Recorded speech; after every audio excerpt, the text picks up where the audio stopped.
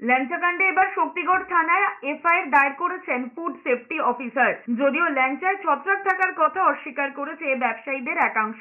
Fungus ভরা আধা কাঁচা ল্যাংচা বিক্রি হচ্ছে এই খবরে শনিবার বর্ধমানের শক্তিগড়ে ল্যাংচা হাবে হানা দেয় প্রশাসনিক আধিকারিকেরা। সঙ্গে ছিল স্বাস্থ্য দপ্তর, ক্রেতা সুরক্ষা দপ্তর এবং লিগ্যাল মেট্রোলজি দপ্তর। অভিযানের নেতৃত্বে ছিলেন উপ মুখ্য স্বাস্থ্য আধিকারিক। অধিকাংশ দোকানের রান্নাঘর এখনো অস্বাস্থ্যকর। মিষ্টির কড়াইয়ে নেই কোনো ঢাকনা, কোথাও বিষাক্ত রং মেশানো হচ্ছে মাটিতেই। এছাড়াও দোকানগুলোয় গুদামে হানা দিয়ে 7 থেকে 10 দিন আগেকার ভেজে রাখা ফাঙ্গাস পড়ে যাওয়া ল্যাংচা মেঝের উপর ডাই করে রাখা অবস্থায় রয়েছে।